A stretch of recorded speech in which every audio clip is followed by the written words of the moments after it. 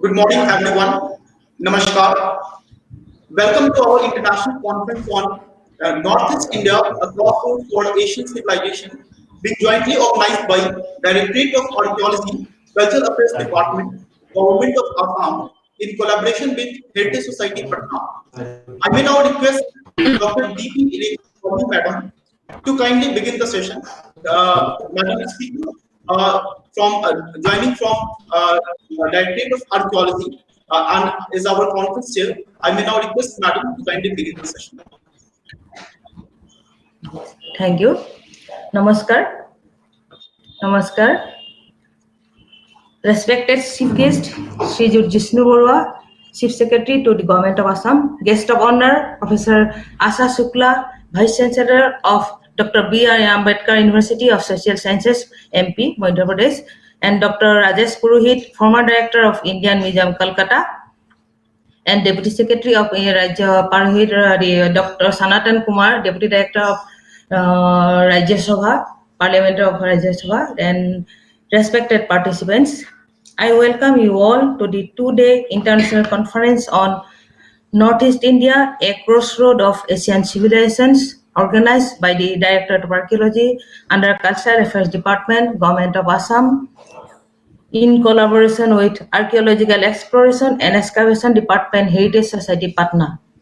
On the occasion of World Heritage Week 2020, at the initiative of Honorable Minister of Cultural Affairs, Sri Keshav Mohanta, the Directorate of Archaeology has been entrusted with the responsibility for protection, preservation, and development of archaeological sites and monuments of Assam. Accordingly, the Directorate has continued the tasks of preservation work in phased manner throughout the state and enlisted 137 archaeological sites and monuments till date. As a part of the responsibility, the Directorate of Archaeology every year organizes seminars and exhibitions on the occasion of World Heritage Week to create awareness for heritage preservation. With this aim, the Directorate has organized this international webinar to focus on archaeological heritage of Northeast India. The art heritage of Northeast India represents rich cultural heritage from prehistoric periods onwards, thereby exhibit different stages of archaeological development. Being situated on the crossroad of India and Southeast Asia, the region has close contacts with Southeast Asia and East Asia. The Northeast India, the easternmost region of India, is an integral part of Indian art tradition as well as part of Asian civilization, sharing its boundaries with China, Myanmar, Bangladesh, Bhutan, and Nepal. Of 8 states: Arunachal Pradesh, Assam, Meghalaya, Manipur, Nagaland, Mizoram, Sikkim, and Tripura. The region represents diverse heritage of ancient treasures in the form of megaliths, rock centers, historical sites and monuments, caves, inscriptions, coins, etc., signifying rich cultural heritage of the region and exhibits common cultural bonds with neighboring countries. When discussing about the inter-Asian linkages of art through trade, it can be noted that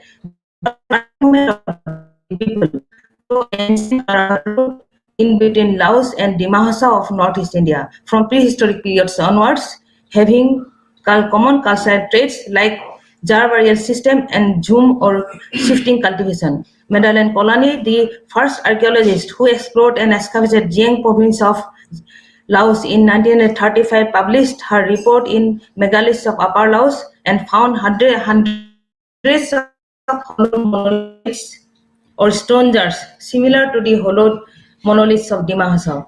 The original inhabitants of the Laos are Austroasiatic people, and trade was made through hills and rivers from earliest times. One of the important river route was Mekong River to brought cardamom, gum, Benjamin stick, leg, foods, etc. It is also proposed that prehistoric salt traders had followed a caravan route from Vietnam to India. This caravan route through Jianghuang to continue till early part of the 20th century.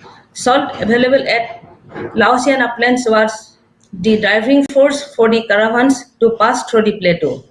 The influence of the Austrasian language spread not only through the Indonesia but also to Madagascar and Eastern Island in the east. However, communication through north and northeast was both by land and water routes. The northern land route from India to China was through Assam, Upper Burma, and Yunnan. As per historical evidence, this route was used when Shangxian discovered the products of Sichuan in Bactria in as early as 128 BC. This route was also used at the end of the 3rd century by 20 Buddhist monks who went to the court of Sri Gupta of India. There was a synthesis of common cultural traits among Southeast Asian countries and India, with India through trade as well as migration.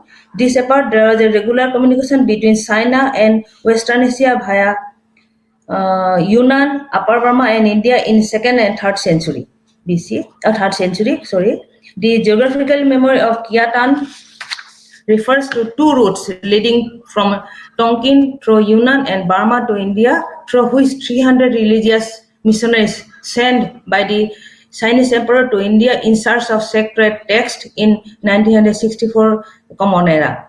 Thus, there was a constant movement of the people in earlier and medieval times to Southeast Asia from India via vice versa through these routes to spread Indian culture and civilization in this region.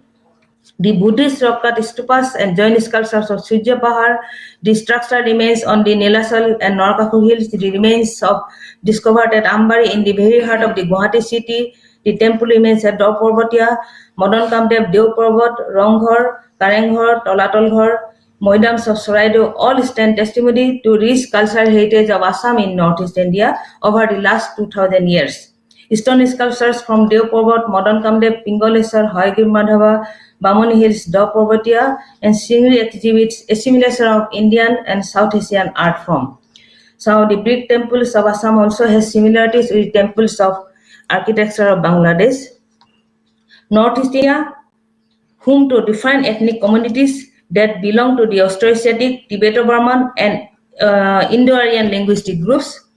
In the remote past as well as in medieval times, these elements migrated to the region from China, Southeast Asia, and the Ganga Valley, and they together constitute the composite culture of the region, a mini Asia where unity in diversity prevails.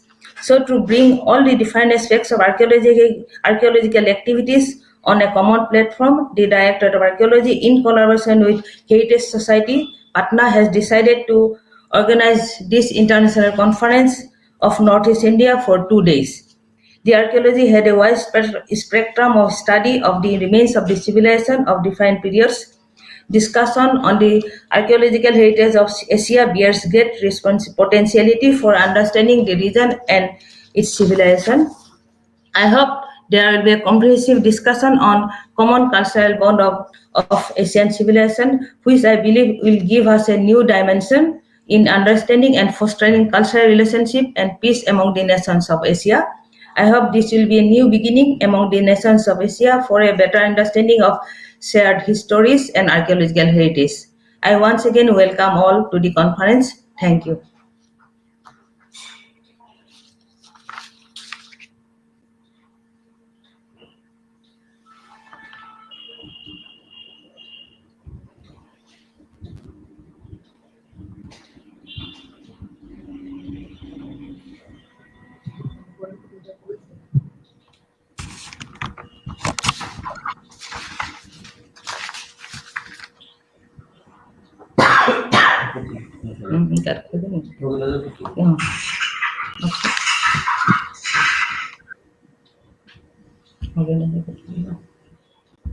Hello. Hello, can you hear? Yes. Hello. Yes. Shall I start?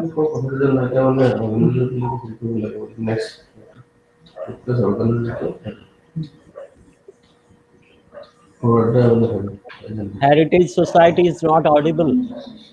Yes, can you hear us? Can you hear? Thank you, ma'am. Yes, I will you now can request continue. our chief guest, Sri Jishnu Barua, Chief Secretary, Government of Assam, to kindly deliberate the session. Thank you very much. Dr. Ananta Ashutosh Dwivedi, Director General, Heritage Society, uh, Dr. Deepi Rekha Kouli, Director Archaeology, Government of Assam, Professor Asha Shukla, Dr. Purohit, uh, both guest of honor, and Dr. It gives me a great pleasure to participate in this conference organized by the Directorate of Archaeology, Government of Assam, in collaboration uh, with uh, uh, with Heritage Society, Patna.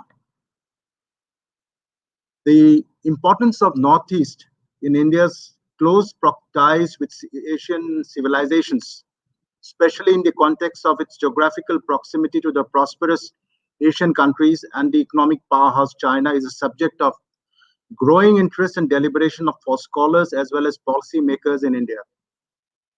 It was a colonial civil servant, Sir Alexander Mackenzie, who first used the word Northeast in 1869 in his A Memorandum on Northeast Frontier of Bengal.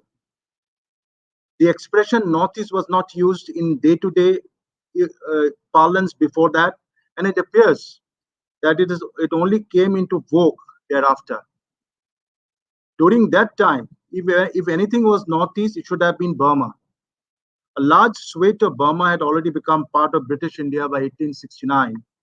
Later, by 1886, entire Burma became a part of British India and was administered like any other province in colonial India, such as Assam, Madras, Bombay Presidency, or the United Provinces.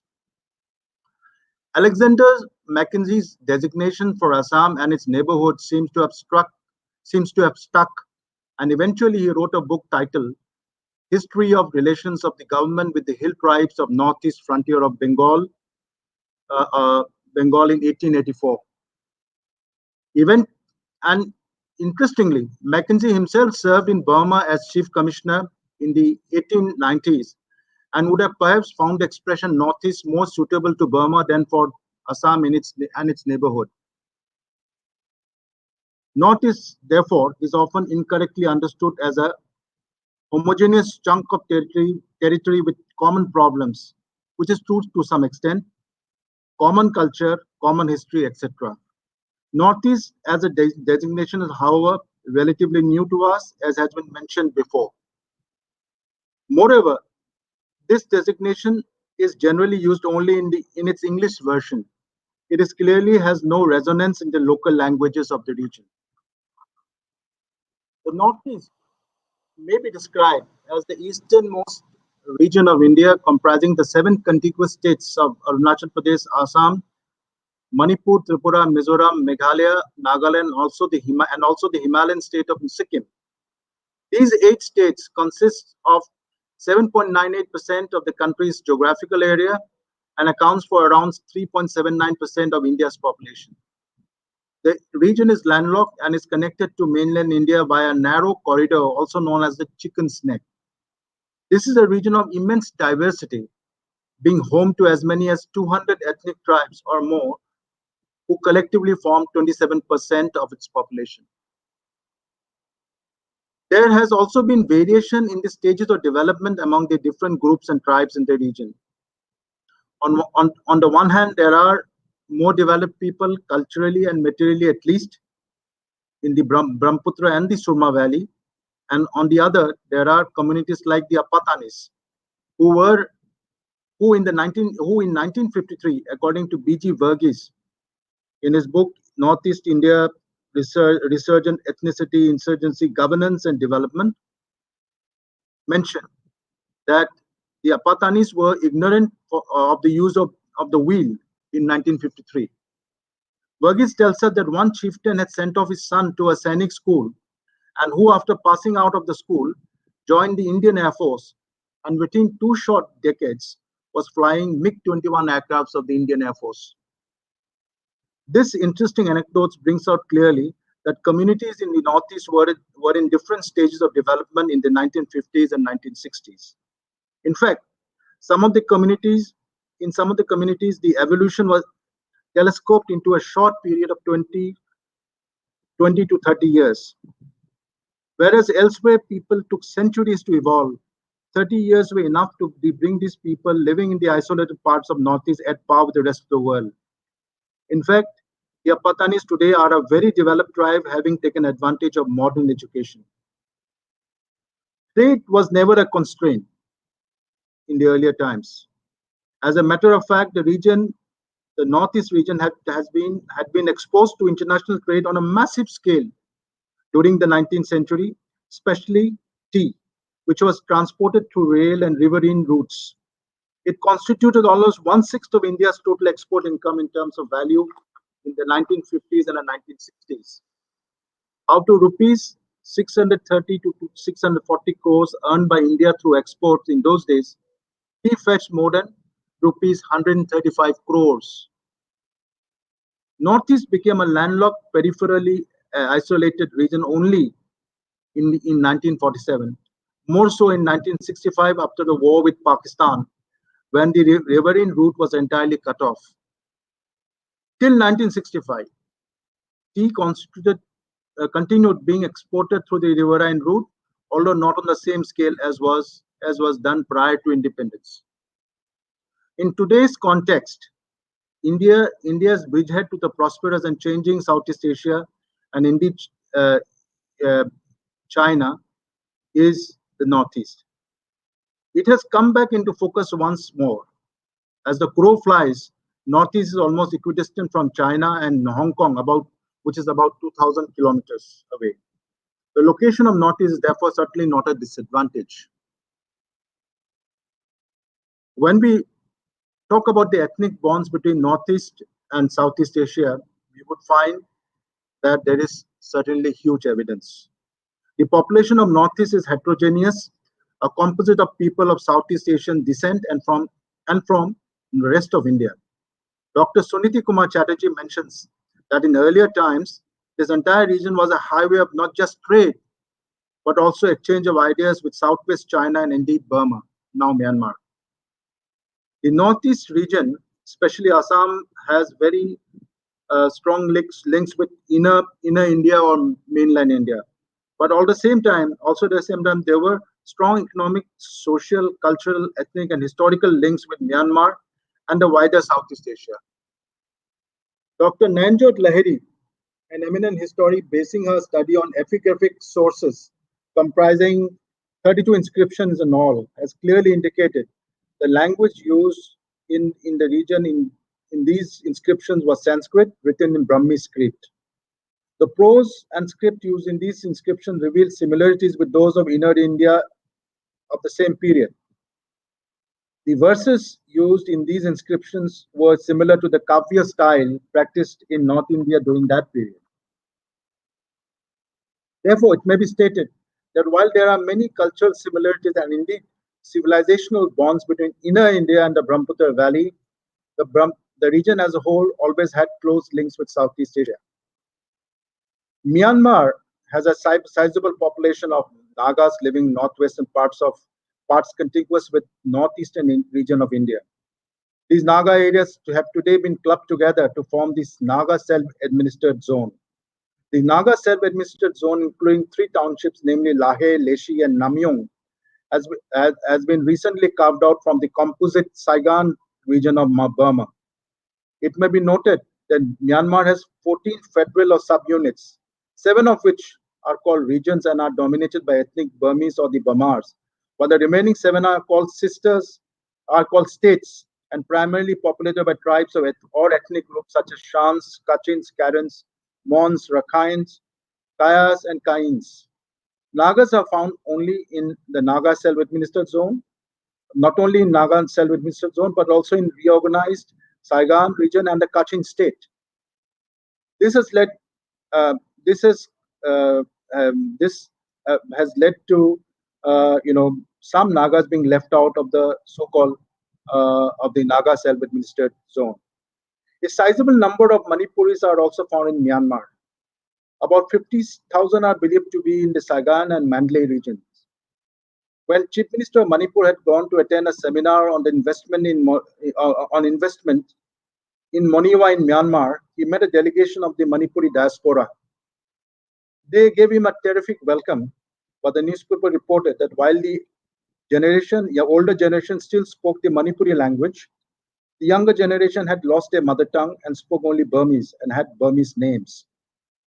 Precise historical connection of the kings of Manipur with Burmese royalty at Ava goes back to the 1720, when the Hinduized Manipuris, in an exercise of religious zeal, penetrated into the plains of Burma and reached the banks of Irrawaddy under the influence of a Brahmin who said to have assured them that they would be preserved from all evil by drinking and bathing in the waters of the Irrawaddy river. However, by the 1750s, the revitalized Burmese under a new dynasty started by Along Paya were able to turn the tables on the Manipuris by devastating the Imphal Valley, chiefly by the use of firearms, which was a novelty to the shell-shocked Manipuris. Dispersal of Manipuris to Kachar, Sylhet, and Burma took place due to internecine conflicts with the kings of Manipur and Burma. It is also believed that there are few descendants of Assamese people in the Mandalay and Kachin region. Some of these are descendants of those who were taken away by the Burmese as captives when the Burmese attacked Assam for the second time in 1821 and 1822. These people still live there but no longer speak Assamese. The Thai Khamtis are found in Arunachal Pradesh. The Thai Fakials of Arunachal Pradesh and Assam originally came from the Shan region, as did the Thai Ahoms of Assam. The Khasis, Sintex are also of Meghalaya are also an ethnicity belonging to the Austro-Asiatic group which migrated to northeastern India through Burma. Indeed, the Austro-Asiatic features are visible in the physical makeup of Khasis, Sintex, and Jaintias. The language spoken by them is related to the Mon Khmer group of languages spoken even today in modern Cambodia. In addition, the Khasi habit of chewing unripe betel nut, the kwai, is common to similar habits of certain sections of the people in Thailand and Vietnam. Even earlier in history, the accounts of Zhuangzang or Huensang revealed close connections of Assam and the northeast with China. When Huensang visited Assam in 1642 AD during King Bhaskar Varman's reign, he made two observations in his Siyuki, his autobiography. First, he noted that people were short in stature and dark and yellow in complexion. The ethnic makeup of most of the people were apparently quite similar then as it is now to those in Burma and China. It also meant that in purely Marxian terms, the base was ostrich mongoloid, but the superstructure, comprising mainly the socio-cultural life, was basically Aryan or North Indian. Second, when visiting Assam, Yuan Sang also mentions of having heard a song being sung, and that when he listened to it carefully, he realized that it was a local version of a Chinese song composed some years ago in honor of a Chinese prince who had won his battle against the rebels. The language that people spoke, Yuan Sang observed, differed a little from Middle India. This episode clearly highlights the soft power of ancient China. Bhaskar Varman, the king of Kambupa, it is mentioned, also requested the Chinese emperor for a Sanskrit translation of the works of the Chinese philosopher Lao Tzu. It is, however, not known whether the Chinese emperor entertained his request.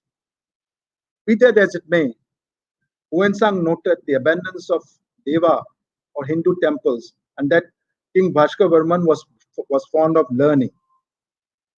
It may be mentioned that the famous Kamakhya temple atop the Nilachal hill in Guwahati is considered one of the oldest Shakti Peeths and is dedicated to the mother goddess. It is believed that the temple existed in Hori in antiquity, but the existing temple was reconstructed in 1565 by the Koch king Naranarayan with further improvements in its superstructure by subsequent patrons. The temple is beautifully designed with simple yet elegant carvings. The temple's dome is egg-shaped and is surrounded by little turrets, while its walls are adorned with bas-reliefs. Mother goddess Kamakhya is worshipped here in yoni form. Legend has it that when Sati had died with shock and deep sorrow at the discourtesy shown to her spouse, Lord Shiva, he carried her dead body in a frenzied fury across 3 worlds. To prevent destruction to all creation, Lord Vishnu had to cut the body of Sati, which resulted in the dismemberment of Sati's body, and parts fell in as many as 51 spots or peats. It is believed that Sati's genital organs, Pinundam, fell on the very spot where Kamakhya temple is located. However, scholars opine that the word Kamakhya is from the Austro-Asiatic word Khamoch, which meaning uh, uh, where dead body escape. Another meaning is another word used is the Bodo word Kamakya, meaning eater of raw flesh. Thus, it is eminently possible that Kamakhya temple site could have been a place of tribal fertility cults which were conducted there before it merged with Hinduism. Under colonial rule, a small number of skilled Chinese tea growers, mainly from Malaya and Singapore, were brought to Assam by the British to help set up tea plantations. Some descendants of the migrants continued to live in India well up to the Indochina War in 1962, when they were interned and subsequently given the option to leave India. Eventually, barring a few, these Chinese settlers migrated to the west or opted to return to China, the land of their forefathers. The Ahom kings of Assam had cordial relations with the Burmese and the Shans. The Burmese also thought of the princely classes of Assam as their kingsmen. Just as Assam Ahom kings were known as Sorgadeo, that is, the rulers from heaven, Shan princes who ruled over 34 principalities in the Shan state, which survived in some form or the other till as late as 1962, were known as Saufa in Shan language or Sauwas in Burmese, which meant rulers of the sky. This clearly shows similarity in the manner in which ruling prince or the monarch was looked up in both Assam and Burma. Interestingly, when the Burmese invaded Assam between 1817 and 1821, the officers and top generals were Burmars, while among the foot soldiers there were a large number of Kachins and Shans. Therefore, perhaps many of our Shan forebears in the last wave of migration came as migrants along with the Burmese army, either as soldiers or officials. However, both Assam and Manipur suffered enormously at the hands of the Burmese kings in the 19th century, with carnage and atrocity resulting in massive displacement of population. Thousands were taken away as slaves. The Assamese diaspora, for instance, spread to Chittagong, Surma Valley, which means Kachar and Sylhet, etc. Again, there are Mizos and Kukis who are collectively known as Chins in Burma and mostly live in the Chin state. They share ethnic makeup and similarities with the Mizos in India. Chins were recruited in sizable numbers in the colonial Burmese army in the 20th century. During the British rule, the colonial army government always encouraged the tribal community to serve in the British colonial security forces, trusting them more than the Burmars. While the Kachins served in the Kachin levies, a paramilitary force recruiting only Kachins, the Karen joined the Burma Rifles in large numbers. The first chief of staff of Burma after independence, General Smith Dunn, was a Karen but had to resign from the army in 1948 when the Burmese faced a revolt from the Karens. The Lisus are an interesting tribe of the Tibeto-Burman ethnic group, originally from Yunnan province of China and more specifically from Nuijiang, an autonomous prefecture in Yunnan. They also migrated to Burma and India. From Yunnan, the Lisus came down to Putao in Burma, close to the Chinese border. Some of these people migrated to India in 1947, perhaps as the last wave of migrants from the east, which is China and Burma. Lisus in India are happily settled in Vijayanagar in Changlang district of Arunachal Pradesh, which abuts into Burma. Bertil Lintner recounts a very interesting story about the Lisus. An American missionary family, the Morses, moved the entire population of Lisus from Putao when the Burmese authorities in 1965 had ordered the American missionary family out of Burma to a place very close to India and what was known as their Hidden Valley.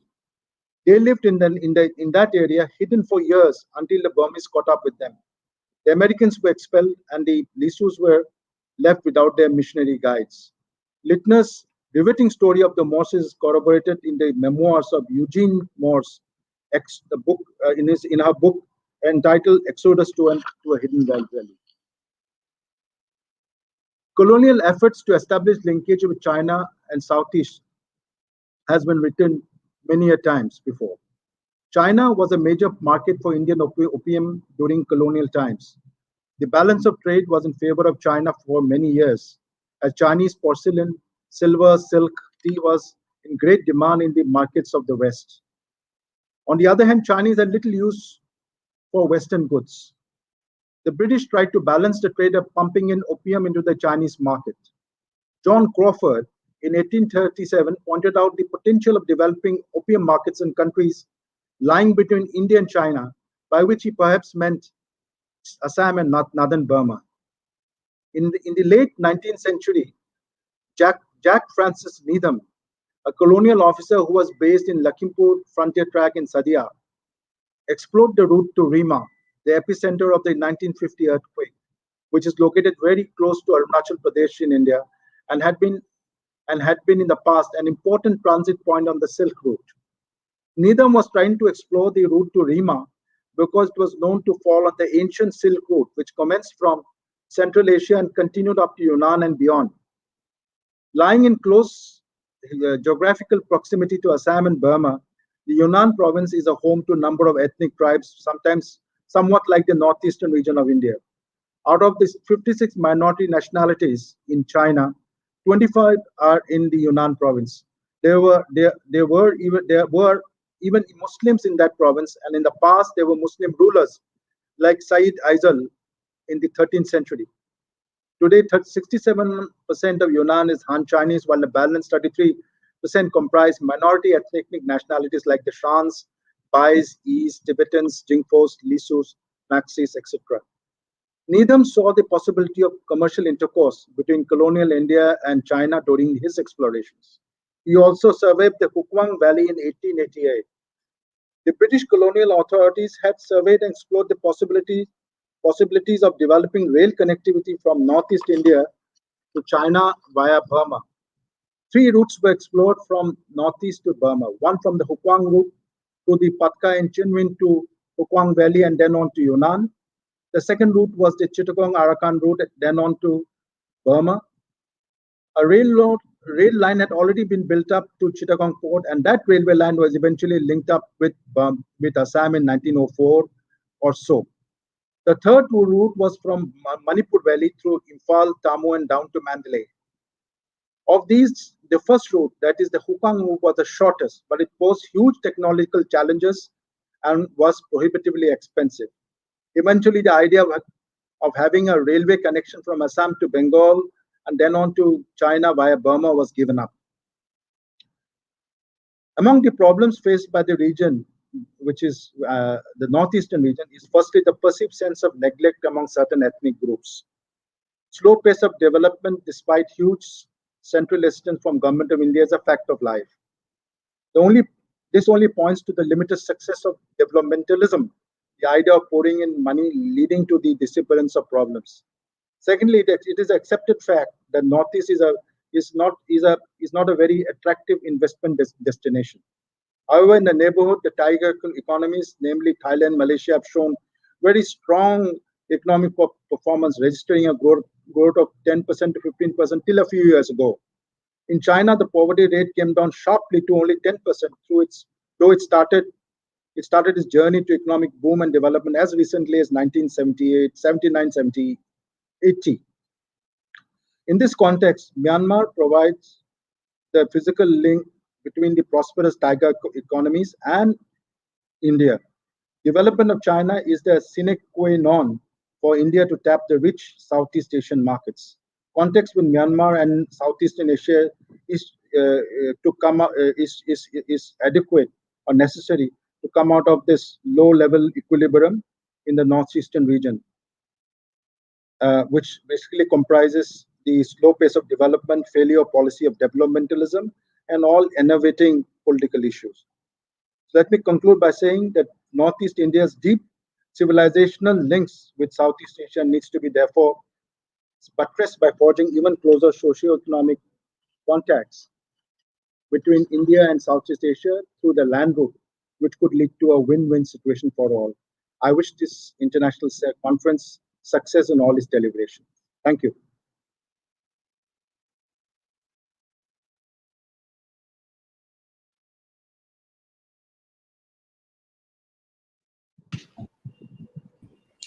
Thank you, sir.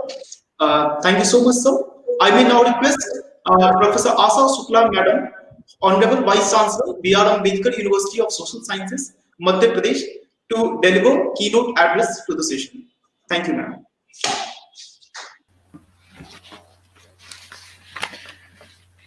Good morning to all of you, dear friends from globally connected in this international conference.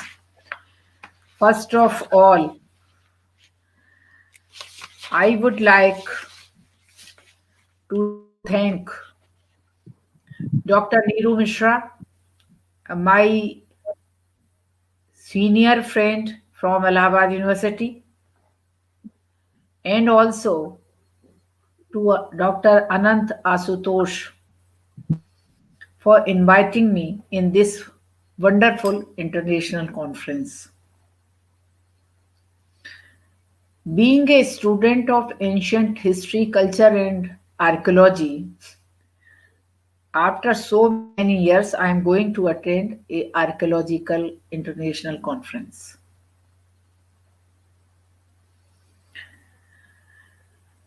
Northeast India, a crossroad of Asian civilizations.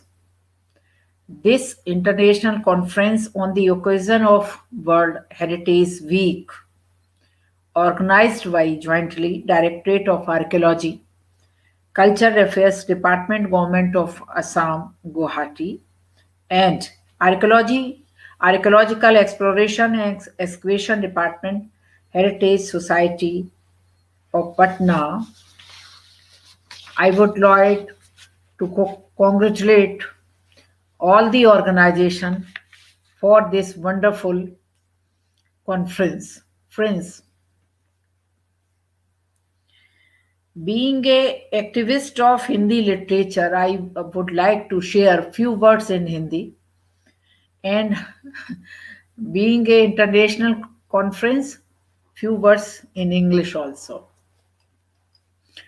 सम्मानी मुख्य सचिव IAS Shri Barua जी, आप तो sir प्रोफेसरों को मात दिए हुए हैं, इतना वंडरफुल बोला आपने, और मैं तो बहुत खुश हो गई सुन के, सारा लगा इलाहाबाद विश्वविद्यालय वापस आ गया। बहुत ध्यान से सुन रही थी, और मैं चाहूंगी आपका ये अगर पूरा पेपर मुझे भी मिल जाए तो थोड़ा मैं भी कुछ सीख सकूंगी, बहुत जरूरी होगा। आप लोग को पता है कि डॉक्टर नीरू मिश्रा जी के साथ में एक हफ्ते का मैडम मानिया नजमा हेपतुल्ला जी की अध्यक्षता में एक हफ्ते का नॉर्थ ईस्ट को लेके कार्यक्रम किया था मध्य प्रदेश में, और ये कोशिशें करी थी कि मध्य प्रदेश और नॉर्थ ईस्ट दोनों को अपनी सांस्कृतिक विरासत के साथ, अपनी संविधाओं के साथ, अपने स्टूडेंट्स और टीचर्स के साथ एक प्लेटफॉर्म पे एक दूसरे को सीखने के लिए साथ आना चाहिए। चूंकि आज माननीय मुख्य सचिव महोदय जी हैं, तो मुझे लगता है कि मेरी बात और गंभीरता से समझी जाएगी और मेरी भावनाओं को नॉर्थ ईस्ट में बहुत तवज्जो दी जाएगी, मैं ऐसा उम्मीद करती हूँ। जब उस समय ये सब बात आई थी तो मध्य प्रदेश की संस्कृति मंत्री माननीय उषा ठाकुर जी ने भी ये घोषणा की थी कि यहाँ के विद्यार्थियों को हम कल्चरल एक्सचेंज के तहत नॉर्थ ईस्ट भेजेंगे, और वही आप लोगों से अपेक्षा करेंगे कि वहाँ की यूनिवर्सिटीज से मध्य प्रदेश में भेजें, और स्पेशली हमारे विश्वविद्यालय में तो जरूर ही भेजें।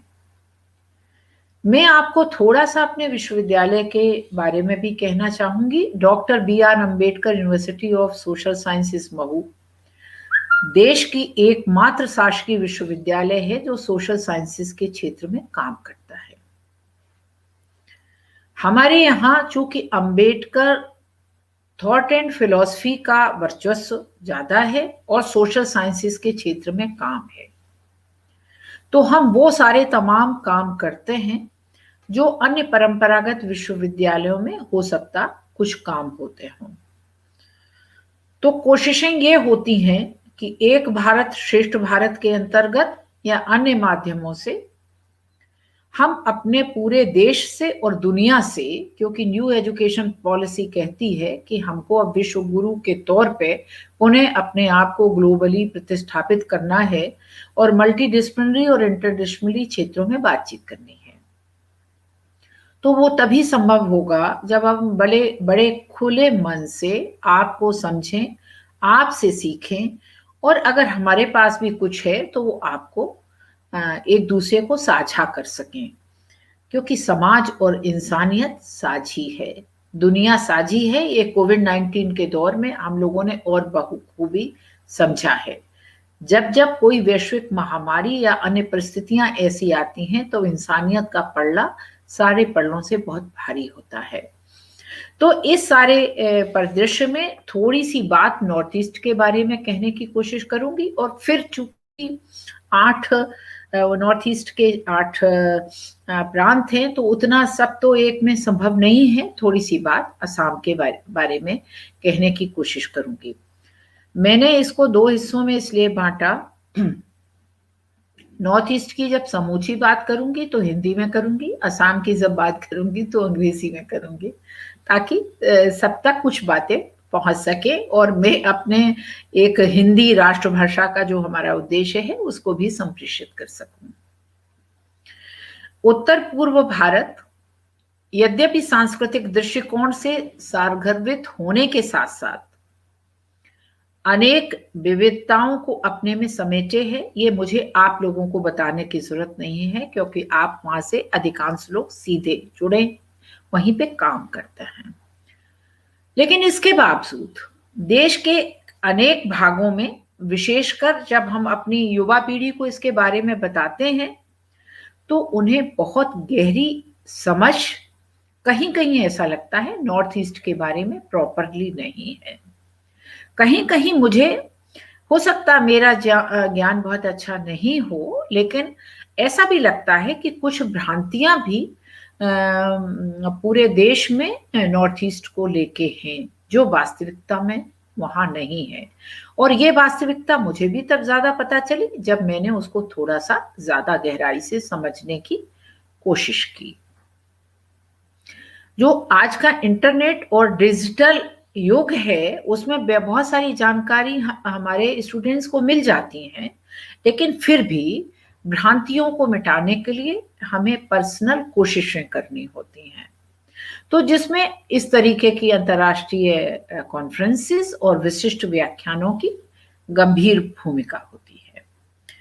उत्तर पूर्वी राज्यों की आप सब जानते हैं कि कई बड़ी समृद्ध सांस्कृतिक परंपराएं हैं, और वैसा ही मैं कह सकती हूँ कि मैं जिस राज्य से आती हूँ मध्य प्रदेश, और उसके आसपास के क्षेत्रों की भी बड़ी समृद्ध परंपराएं हैं।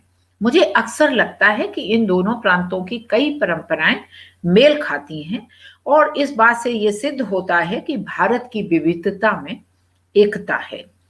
विभिन्न राज्यों में जैसे कई त्योहार हैं, होली, जन्माष्टमी, दीपावली, दशहरा, क्रिसमस, नववर्ष, ईद जो मनाए जाते हैं उनके थोड़े थोड़े अलग तरीके हैं, लेकिन हमें लगता है पूरे देश में मनाए जाते हैं क्योंकि उनका वैल्यू सिस्टम एक है।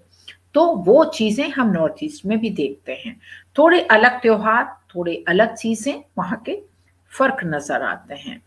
तो इन 30 त्योहारों के माध्यम से जो हम एक सांस्कृतिक समारोहों के अलावा जो उत्तर पूर्व भारत के राज्यों में सबसे ज्यादा जो आकर्षित करता है वो है वहां की पोशाक, वहां की पोशाकों की विभिन्न परंपराएं और वहां के विविध नृत्य जो आकर्षित करते हैं। आपका भोजन भी बहुत लालच पैदा करता है।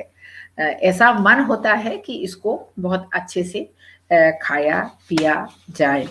तो ये इस बैकग्राउंड के साथ मैं थोड़ी सी बात कुछ असम के बारे में, सिर्फ असम के बारे में ही कहूंगी, क्योंकि एक निश्चित समय सीमा मुझे दी गई है। I think Brahmaputra Valley in the northern part and the Barak Valley in the southern part, geographically, Assam is an important state of northeast India. मुझे वहां जाने का मौका मिला, कामाख्या देवी के दर्शन का मौका मिला, और मुझे यकीन है कि अब हमारे नॉर्थ ईस्ट के मित्र मुझे और मेरे स्टूडेंट्स को बहुत जल्दी बुलाएंगे, तो फिर और सारी चीजों को भी देखने का, एक दूसरे से आदान प्रदान करने का मौका मिलेगा। Although the state is surrounded by hills and mountains in 3 sides, it is not entirely cut off from Tibet, China, and Southeast Asia lying beyond them. The Brahmaputra is a transboundary river in Assam. It's a big presentation, so I'm doing as per my limitation of this particular time period. From western China came the Tibeto-Burman speakers, settled in the Brahmaputra Valley, some down south, and occupied the Garo Hills and Tripura also. From modern Bangladesh, Bengal, Uttar Pradesh, Bihar, and other parts of the Gangetic Valley came the Aryan-speaking settlers, especially the Brahmins. Climate and vegetation, it is subtropical monsoon climate. The plants and animals of Assam have species from the Himalayan, Chinese, Indian, and Southeast Asian subregions. Enriched by such a situation, Assam is regarded as a part of the global biodiversity hotspot. So it's wonderful. Assam has a good measure of plant diversity: monsoon evergreen forest, tropical semi-evergreen forest, swamps and marshes, tea cultivation. It produces 8% of world spices. Regarding wildlife, the rich vegetation of the state supports numerous varieties of animals, from worms and insects to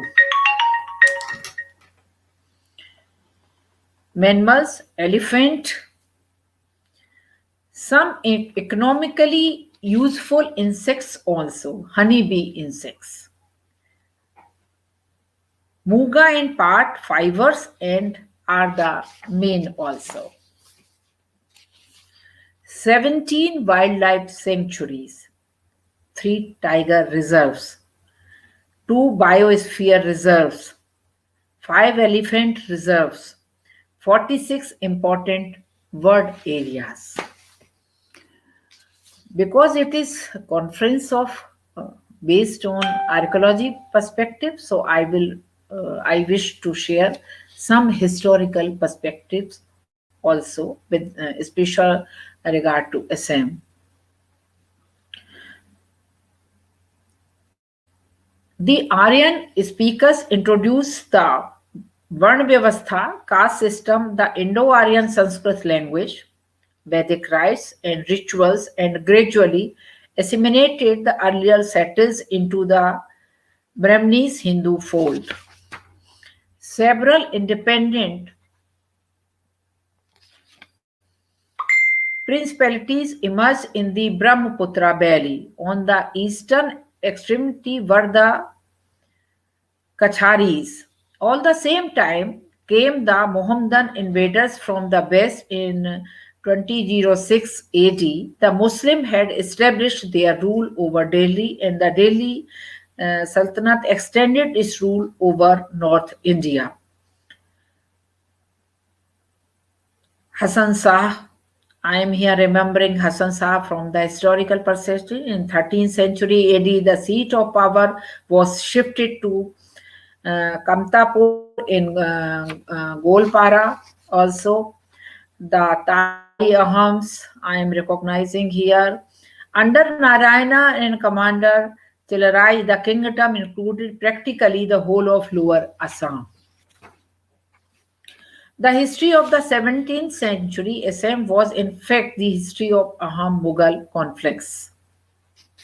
In the following bar in 1667 under the leadership of Lachit, the Ahams were successful in retrieving their lost territory up to Guwahati. After the naval battle of Stee in 1671, Golpara remained the frontier outpost of Mughal domination.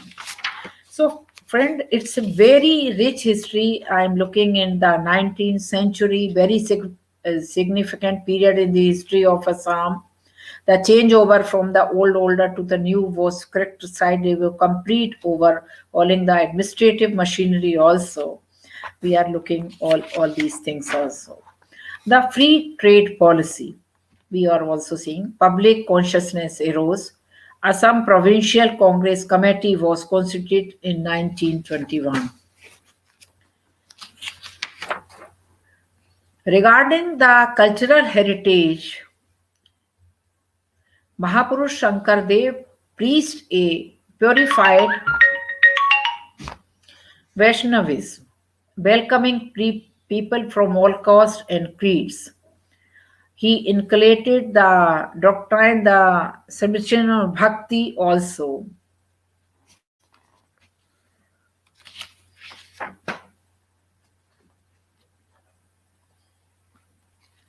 New Vaishnavism Satra monasteries came into the being of the 15th century AD also.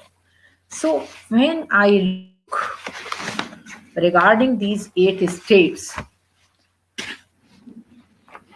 I think the cultural, the sociological, the rituals, dresses, food, these things are wonderful, and I hope in this international conference we will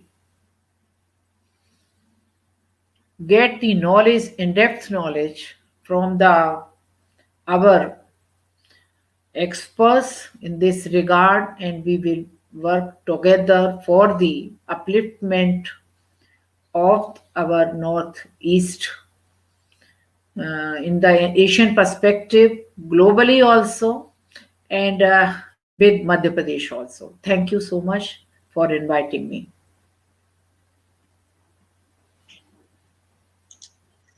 Thank you, Madam Speaker, Professor Asha Shukla, ma'am, Honorable Vice-Chancellor, BR Ambedkar University of Social Sciences, to present your keynote address.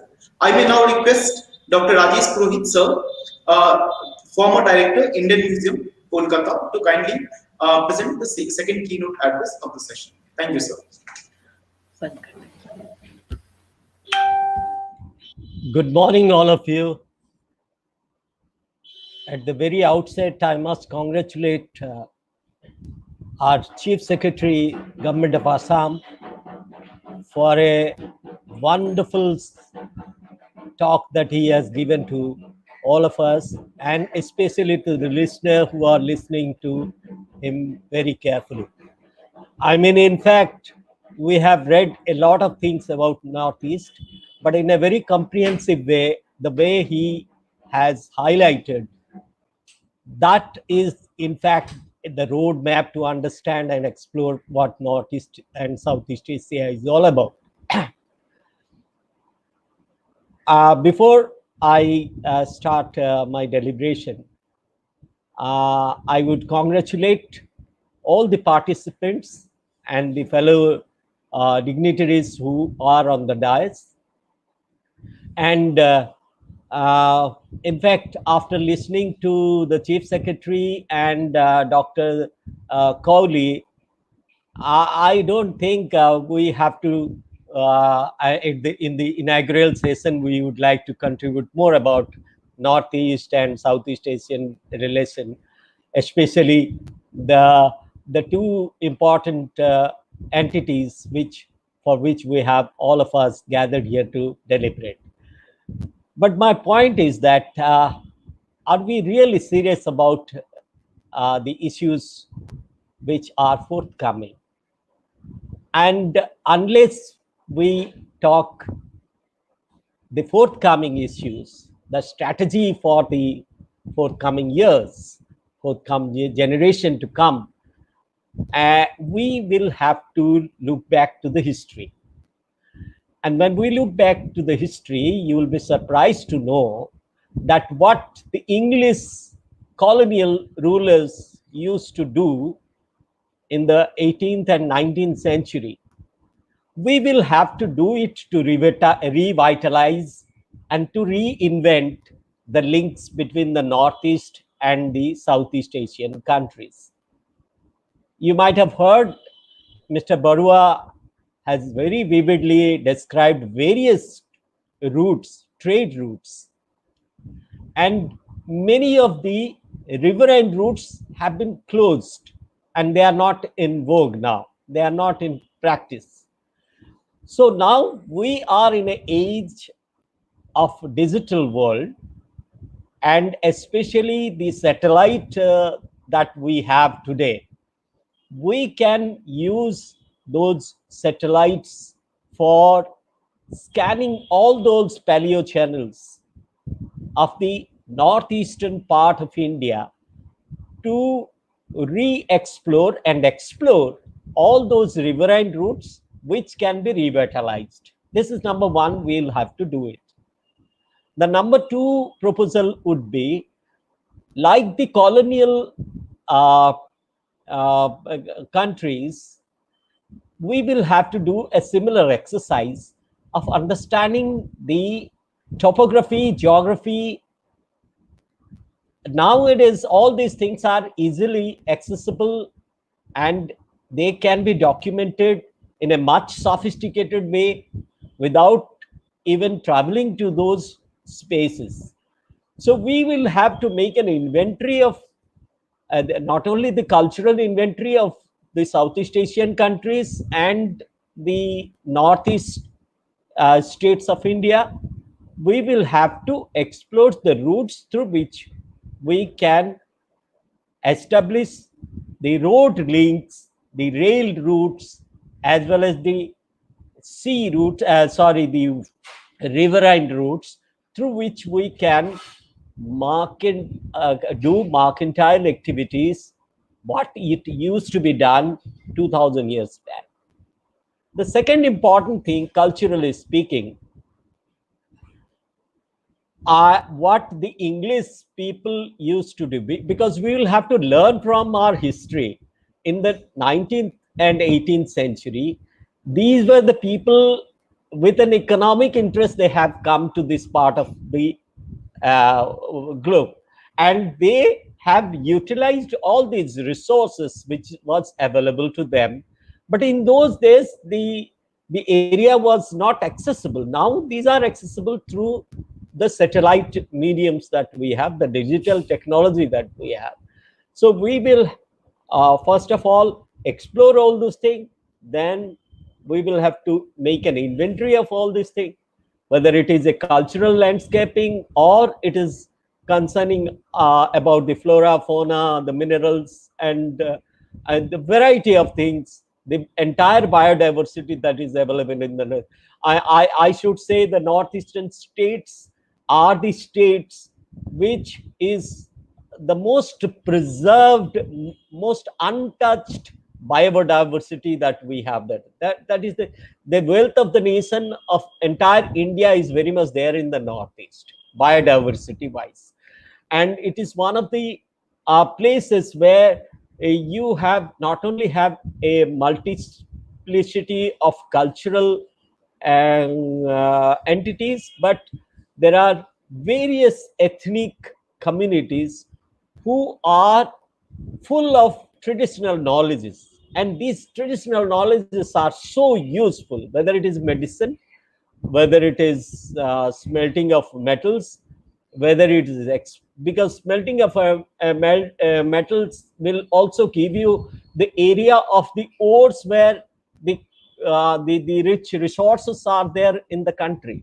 So taking a holistic view of the entire, I mean, taking clue from the history, especially the colonial history, we will have to document, and it is the role of the universities, especially, or the Department of Archaeology, Culture, and other things. They are the people who can explore all this thing. They can send their students, the researchers, to explore all this area, and whatever has already been documented can be made into an inventory.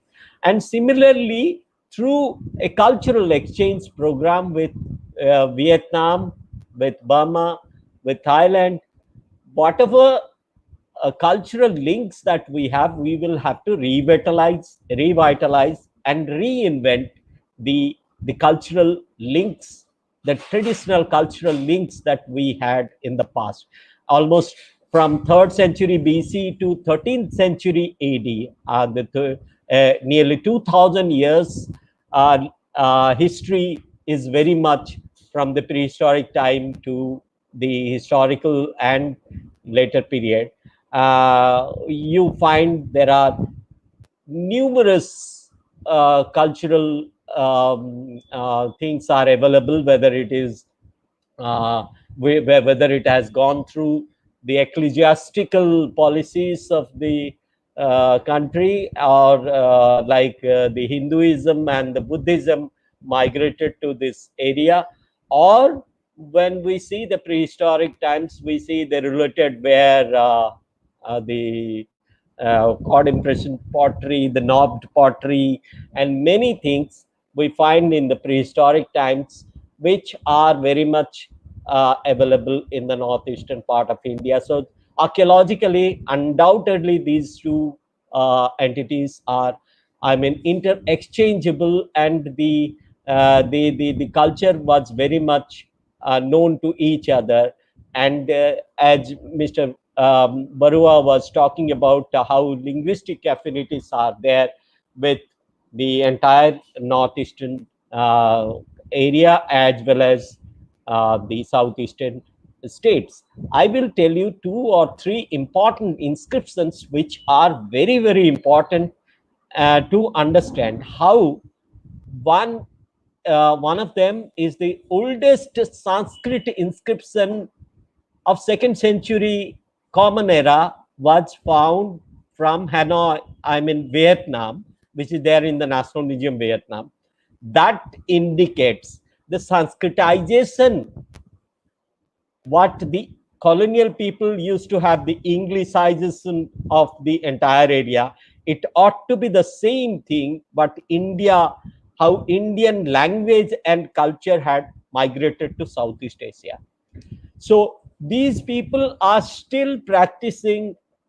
And I was the other day reading the book of Barack Obama, where he is recalling his stays, his childhood memories, that how Ramayana and Mahabharata have influenced him so much. And this is because of his stay in Indonesia. So he was a child when he was studying in Indonesia. He had his friends, Indian friends. Yeah, I mean the friends there who knew about Ramayana and Mahabharata. So when we are talking about a global India, we have to have wonderful relation to our roots that we have.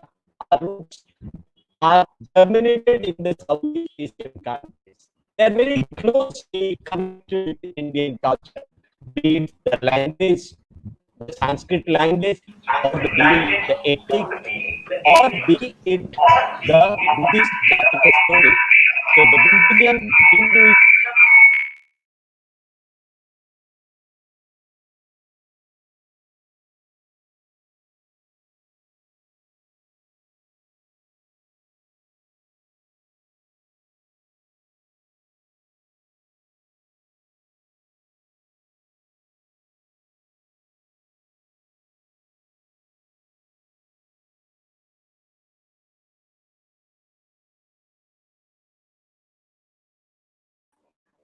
So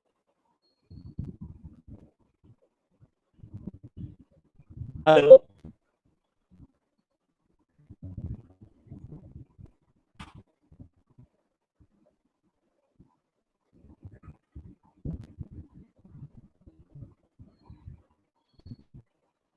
So these are the few things I wanted to uh, uh,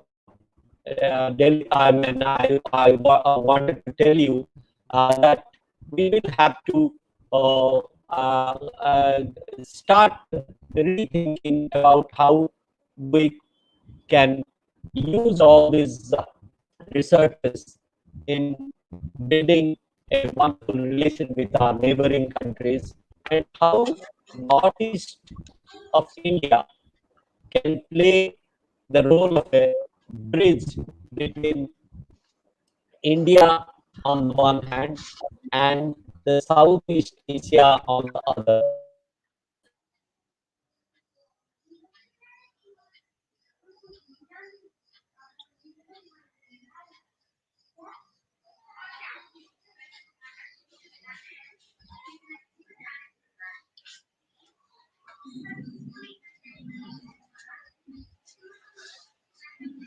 Yeah, mic mute, mic on it.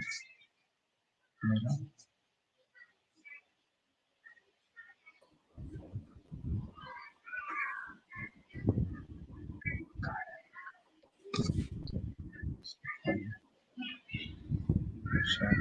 So, Northeast can play a very pivotal role in bridging the gap between the Southeast Asia on the one hand and India on the other hand, especially when we are thinking about uh, linking Southeast Asia economically and strategically, how we can have better relation with all these countries, and how Northeast India can play a very important role.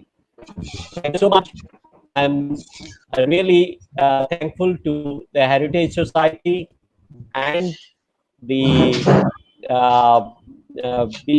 Assam uh, Department of Culture and Archaeology and Culture for organizing such an important seminar. And again,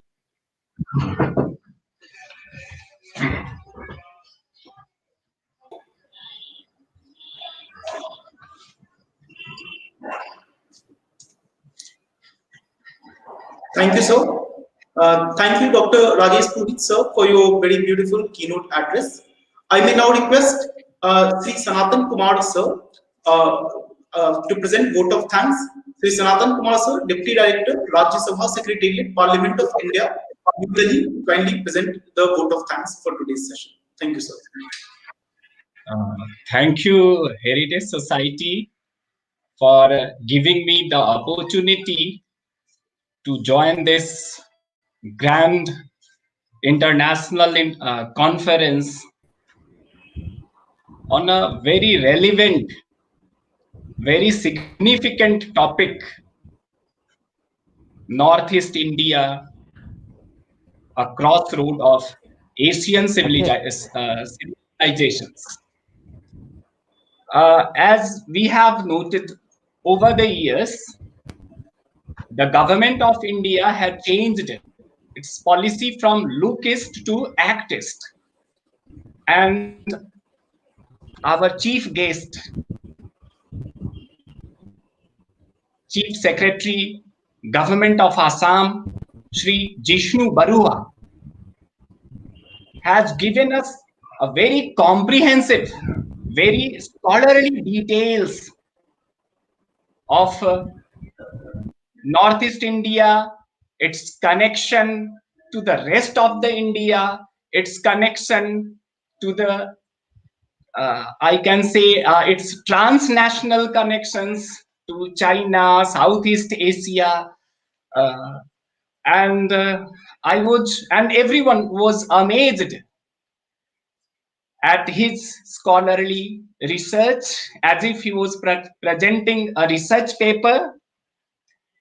And in fact, his details, his lecture, his guest lecture or lecture of the chief guest has set the tone and tenor of the international conference, which I think should go a long way in helping Northeast India actualize its great potential so far as cultural concerns are concerned, so far as economy is concerned, trade ties with ASEAN countries are concerned, and as Professor Shukla has rightly stressed that it's hotspot so far as trade relations are concerned,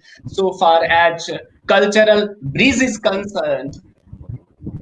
So I extend my heartiest thanks to our Honorable Chief Secretary Government of Assam, Sri Jishnu Barua, and we look forward to his collaboration still further, to his support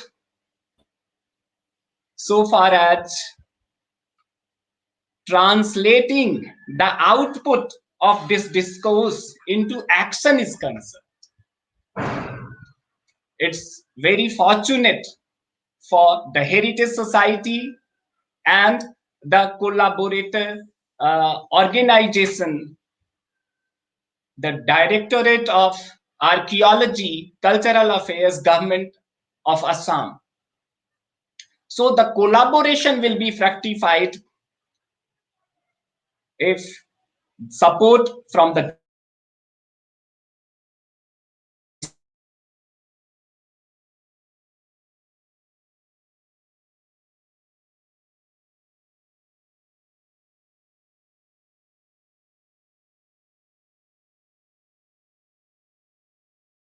Madhya Pradesh for her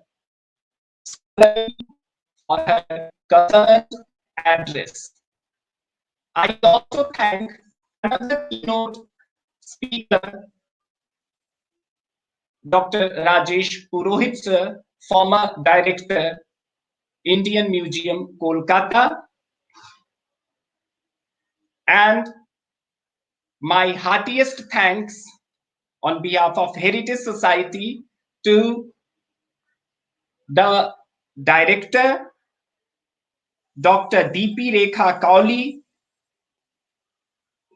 She is the director of Directorate of Archaeology, Cultural Affairs Department, Guwahati, and Deputy Director of the same organization, Shri Nabhaji Deori. On behalf of Heritage Society and on behalf of myself, I extend my heartiest thanks to the entire team of Heritage Society as well as the Directorate of Archaeology.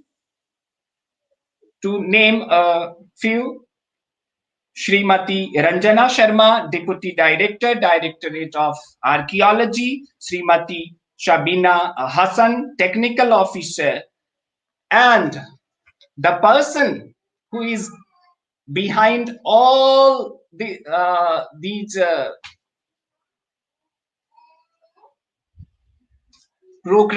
all this program, Dr. Ananta Shutosh Dwivedi, who is the founder and Director General of Heritage Society, Mrs. Manita Pandey. I know personally what the pains they have taken to make this a successful one. Dr. Ranjan Dwivedi, who couldn't appear at this junction of the inaugural session because of his busy schedule in he is an associate professor in Delhi Technical University, but I hope he would be visible in some of the sessions or the valedictory session. And the convener is also worthy of thanks, Mr. Ajad Hind Gulshan Nanda. He is the director of Buddhist Heritage Research Academy, a heritage society. So once again, I extend my heartiest thanks to all the academicians and the participants, the presenters in this international conference. And above all the viewers from India as well as abroad, because this international conference is designed for not only India, but also the neighboring countries, ASEAN countries, Southeast Asia. And in this regard, this international conference becomes very significant because this is intended to see or appreciate Northeast India from not only Indian perspective. And the purpose is not only to define the role of Northeast India in the making of new India, but also in making of the new Asia, an Asia of peace and prosperity. Such is the significance of Northeast India. It can work as, it is, of course, it is a corridor of diverse cultures, as Shri Jishnu Barua sir has highlighted, very well highlighted in his speech, and Dr. Deepi, Rekha, Kouli ma'am, Asha Shukla ma'am, all have highlighted this aspect. It can also work as economic corridor for the Asian, South Asian region and the countries which connect India through Northeast region. So I'm very optimistic about not only the theoretical success of this seminar, but also the practical success of the seminar, as this seminar, this conference will go a long way in making Northeast region actualize its real potential, which we have discerned, which we have been witnessing since time immemorial. Thank you all of you. Thank you, sir. Thank you, everyone, for joining the inaugural session. Our next session will be in 1.5 hours. I thank all our viewers and our participants for joining this session. Stay tuned with Heritage Society. This session is broadcasted on Facebook page of Heritage Society, Facebook page of Directorate of Archaeology, Cultural Affairs Department, Government of Assam, and the YouTube channel of Heritage Society. So all the sessions will be broadcasted on these 3 channels.